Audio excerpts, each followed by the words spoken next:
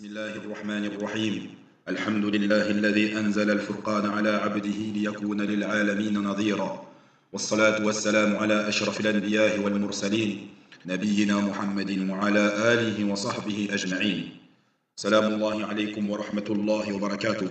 Bienvenue à vous dans cette 94e rencontre des leçons à tirer de la vie du meilleur des hommes. أسأل الله الكريم رب العرش العظيم أن يتولانا في الدنيا والآخرة وأن يجعلنا مباركين أينما كنا وأن يجعلنا ممن إذا أعطي شكر وإذا ابتلي صبر وإذا أذنب استغفر فإن هؤلاء الثلاثة عنوان السعادة. Je demande à Allah tabaraka wa ta'ala qu'il nous compte parmi ceux qui, lorsqu'on leur donne, sont reconnaissants. Lorsqu'ils sont éprouvés, font preuve de patience. Et lorsqu'ils commettent un péché, ils demandent pardon à Allah tabaraka wa ta'ala. Ya ayyuhal kiram, nous nous étions arrêtés au cours dernier au traité de paix fait entre les croyants et les mécréants de Quraysh. Et nous parlions de Suhayl lorsqu'il est arrivé auprès du prophète sallallahu alayhi wa sallam. Et avant son arrivée, le prophète sallallahu alayhi wa sallam a dit à ses compagnons, certes, votre affaire va être facilitée, dû à l'optimisme du prophète sallallahu alayhi wa sallam, qui à travers le nom de cet homme, Suhayl, il y a vu à travers le nom de cet homme une opportunité. Et nous avions dit que le prophète sallallahu alayhi wa sallam, lorsqu'il commença à dicter ce que Ali radiyallahu anhu devait écrire, il commença par Bismillahir Rahmanir Rahim.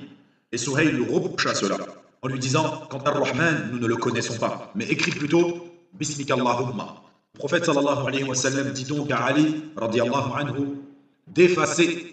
Et lorsqu'il continua de dicter à Ali radiyallahu anhu le traité هذا ما صالح عليه محمد رسول الله. Et c'est là que Suhayl entend dans la phrase du prophète sallallahu alayhi wa sallam dictée à Ali, dans laquelle il dit ceci est le traité de paix de la part de Muhammad, le messager d'Allah. Suhayl rétorqua et il dit Wallahi, law na'lamu annaka Rasulullah ma sadadnaka 'anil bayt. ولكن اكتب محمد بن عبد الله. Il lui dit par Allah, si nous avions reconnu et nous savions que tu étais le messager d'Allah, nous ne t'aurions pas empêché de rentrer dans la demeure d'Allah, mais plutôt inscrit et écrit Mohammed, fils de Abdallah. C'est là que le prophète sallallahu alayhi wa sallam lui dit فَوَاللَّهِ إِنِّي رَسُولُ اللَّهِ وَإِنْ كَذَّبْتُمُونِي.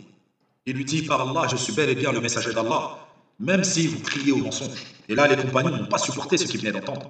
Comment devaient-ils faire pour accepter de se rabaisser à ce point-là? Mais le prophète sallallahu alayhi wa sallam, quant à lui, il avait un objectif. Il avait une maslaha, un bienfait bien plus immense que le fait de devoir écrire son nom, suivi du fait qu'il est le messager d'Allah, sallallahu alayhi wa sallam. Donc le prophète a accepté, et il dit à Ali, efface, puis écrit, هذا ما صالح عليه محمد ابن عبد الله. Et puis ils ont inscrit les conditions de ce traité. Quant à l'un des premiers de ces accords, c'est sur le fait que le harb, le combat, devrait s'interrompre pour une période de 10 années.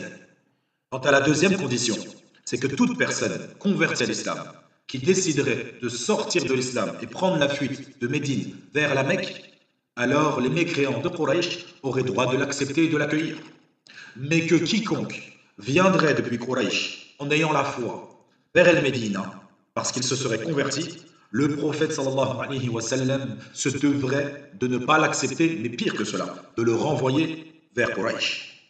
Lorsque cette condition a été écrite, il est rapporté que Abu Jandal ibn Suhayl ibn Amr, qui est donc le fils de Suhayl, qui est en train de faire le traité avec le prophète sallallahu alayhi wa sallam, son propre fils est venu dans ce rassemblement. Donc Suhayl, qui est le père d'Abu Jandal, il lui dit « Ô Mohammed, le premier sur lequel je demande des comptes, c'est mon fils. » Lorsque Abu Jandal est venu, il était attaché, car il était à Quraysh, et il a subi des sévices corporels de la part des Qurayshites, à tel point qu'il a délaissé la religion d'Allah. Mais il ne l'a pas délaissé de gaieté de cœur, mais en apparence. Au fond de lui, il avait toujours la foi. Et c'est là que le prophète sallallahu alayhi wa sallam demanda à Suhayl, et il voulut intercéder en faveur d'Abu Jandal, radiyallahu anhu. Et le prophète sallallahu alayhi wa sallam dit donc à Suhayl, nous n'avons pas encore validé et clôturé le traité de paix. Et c'est là que Suhayl lui dit, peu importe, si tu n'es pas d'accord avec cela, il n'y aura pas de traité de paix entre nous. Et c'est là que le prophète sallallahu alayhi wa sallam lui dit gentiment, accorde le fait que Abu Jandal, ton fils, vienne avec moi. Et là, Suhayl lui dit hors de question. Il lui dit Wallahi, je ne te laisserai pas partir avec lui, en parlant à son fils. Et c'est là que Omar ibn Khattab, lorsqu'il a entendu cette phrase et cet entêtement de la part de Suhayl, il s'est mis en colère. Il dit Je me suis rapproché d'Abu Jandal avec mon épée, discrètement. Et je voulais de cela qu'il prenne mon épée en cachette et qu'il tue son propre père. Mais Abu Jandal, il a des sentiments pour son père. Donc il était incapable de faire cela à ce moment-là. Puis Abu Jandal a dit Ya ma'ashar al-mu'minin, ô peuple des croyants, atu'idunani ila al-mushrikin wa uftan wa usadd an dinillah. Est-ce que vous allez me rendre aux associateurs et que je sois éprouvé dans ma religion et que je sorte de la religion d'Allah? Mais là, les compagnons ne pouvaient rien dire. L'affaire revient au messager d'Allah sallallahu alayhi wa sallam. Les compagnons n'ont pas accepté cela, mais ils ne pouvaient rien faire de plus. Ils ne pouvaient pas aller à l'encontre de la décision du prophète lui-même sallallahu alayhi wa sallam. Et avec tout cela, ils savaient, et c'était clair et évident, que ce traité n'était pas du tout à l'avantage des croyants. Mais pire que cela, c'était une pure injustice. À cet instant-là, Omar ibn al-Khattab nous enseigne quelque chose de très important dans cette affaire. Il nous enseigne que lorsque tu vois une décision prise par des États, quand tu vois une affaire dont tu n'arrives pas à comprendre les tenants et les aboutissants, comment cette décision, ce jugement peut être ainsi. Sache que c'est peut-être ta raison qui t'empêche de comprendre la chose. Ou peut-être que la chose, émotionnellement parlant, t'empêche de comprendre la situation dans ta vie. Applique-le tout le temps. Je n'ai pas la réponse. Mon enfant me pose une question. Il se passe une situation dans le monde ou autre, religieuse, mondaine. Alors va voir les gens de science. Va voir les gens du domaine concerné. Religieusement, va voir les gens du rappel. À ceux qui ont pris la peine d'aller étudier leur religion. Aux savants qui ont consacré leur vie à apprendre cette religion et à la partager, à l'enseigner. Et si eux-mêmes n'ont pas la réponse, ils auront, quant à eux, l'intelligence, l'humilité d'aller demander à plus savants qu'eux. Comme Allah Azza wa Jal nous dit dans le Coran, Fas'alu ahla dhikri in kuntum la ta'lamun. Demandez aux gens du rappel, aux gens de science, si vous ne savez pas. Donc il est parti voir le plus savant de la communauté, qui n'est autre que Muhammad sallallahu alayhi wa sallam. Et il lui dit, Ya Rasulallah. Et là le prophète sallallahu alayhi wa sallam lui dit, Naam ya Omar. Et là Omar lui dit, Alasna al-mu'minin. Et là, le Nabi sallallahu alayhi wa sallam lui dit, Bala, ya Omar. Omar dit au prophète, ne sommes-nous pas des croyants? Et il lui dit, bien sûr que si, Omar. Alaysu al-kafirin? Bala, ya Omar. Ne sont-ils pas des mécréants? Bien sûr que si, Omar. Et là, Omar lui dit, alors pourquoi nous nous rabaissons comme cela? Dans notre religion, pourquoi nous laissons passer cela? Cette injustice qui est apparente et évidente. Et là, le prophète sallallahu alayhi wa sallam dit à Omar, Ya Omar, inni Rasulullah. ولا أخالف أمره ولا ينصرني الله. Il lui dit, oh Omar, je suis le messager d'Allah et je ne dévierai pas de l'ordre qui m'a été fait et Allah va me secourir. Puis là, Omar rétorque et lui dit, ô messager d'Allah, n'as-tu pas eu une vision dans laquelle nous rentrons à la Mecque en paix? Et là, le messager d'Allah sallallahu alayhi wa sallam lui dit, Naam, mais ai-je dit ou ai-je affirmé que ça allait être cette année? Et là, Omar lui dit, La ya Rasulallah. Non, au messager d'Allah. Puis le prophète dit à Omar, ne t'inquiète pas, ça aura bel et bien lieu. Puis c'est là que Omar, entendant cela, radiallahu anhu, il l'accepte. Et il alla donc voir le deuxième de cette communauté, Abu Bakr Siddiq, radiallahu anhu. Il sait que c'est la vérité. Ce qu'il vient d'entendre du prophète, sallallahu alayhi wa sallam, est le haqq. Car c'est le prophète qui le dit. Il est parti voir Abu Bakr, qui est meilleur que lui. Et il lui dit, Ya Abu Bakr. Et il lui pose les mêmes questions qu'il a posées au prophète, sallallahu alayhi wa sallam. Ne sommes-nous pas les croyants? Bien sûr que si, ô Omar. Ne sont-ils pas les mécréants? Bien sûr que si, ya Omar. Alors pourquoi nous nous rabaissons? Pourquoi acceptons-nous de nous faire piétiner sur notre religion comme cela? Comment pouvons-nous nous rabaisser avec ces conditions? Et là, Abu Bakr Siddiq radiallahu anhu dit à Omar, Ya Omar, calme-toi. C'est le messager d'Allah.